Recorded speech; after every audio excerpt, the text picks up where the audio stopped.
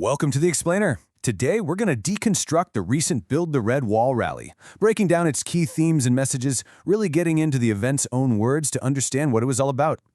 So, here's how we're going to break this down. We're going to look at the rally's core story in 5 key parts, starting with its fundamental mission and taking us all the way to its final call to action. All right, first up, the mission. The event kicked off by setting a really powerful emotional and ideological foundation, and it all centered on the legacy of the late Charlie Kirk. And you can see that right here. Erika Kirk really frames the movement as this long-term generational fight. In this narrative, Charlie Kirk is presented as a martyr for the cause, and the message is that his work has to continue. And this idea, which was also echoed by Donald Trump, was that the movement hasn't just endured, it's actually grown stronger and more determined because of adversity. The suggestion here is a kind of inevitable success. Okay, so once that foundation was laid, the focus shifted. Let's dive into how the speakers diagnosed the problems they believe are facing the country. They presented it as a really urgent, multi-front crisis that demands immediate action. The rally's message was really built on this stark contrast, this idea of two completely different Americas. On one side, you have their vision, which is rooted in freedom and faith, and on the other, a vision they described as a nation defined by dangerous policies and moral decay. And then they got really specific. Speakers laid out this whole list of what they see as direct dangers threatening the country. It's everything from border policies to what they describe as the weaponization of the justice system against their supporters. So, with all those threats laid out, what was the solution? Well, this is where they presented the Trump administration's record as the answer. And they detailed what they framed as a very rapid series of policy wins. Now, what's really interesting here is how they summarized the administration's whole economic strategy. The claim was simple and it was consistent. Historic cuts across the board, in taxes, in federal spending, and in regulations.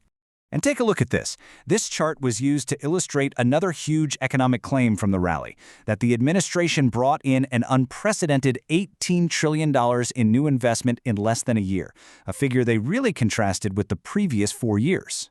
And when it came to trade, the speakers pointed to this number, a 59% reduction in the U.S. trade deficit in just 1 year, which they called the largest drop in the country's entire history. The narrative also really zeroed in on a timeline of decisive actions.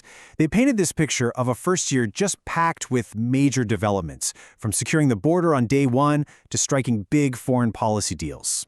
And the guiding principle tying all of this together was presented under the banner of America First. This was framed as the core idea behind all these policies, from trade to border security.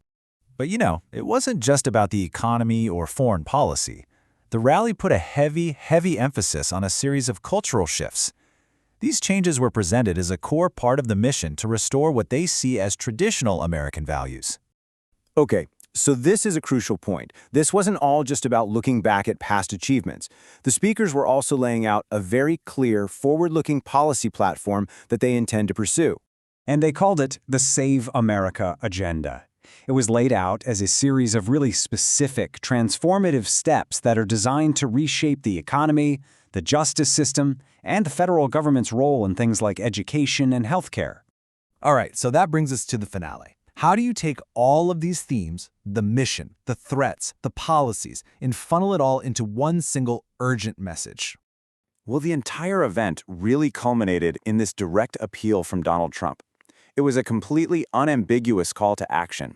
Turn out and vote in the upcoming midterms to solidify their gains and push their agenda forward. And they didn't just ask people to vote, they set a specific, really ambitious target. The call was for 80 to 90% voter turnout, which they argued would fortify the Red Wall for the next decade. So ultimately, when you peel it all back, the rally presented its audience with a really stark choice. A nation they see as being in decline versus a nation they see as being on the rise, with the midterm elections positioned as the single decisive moment that will determine the future.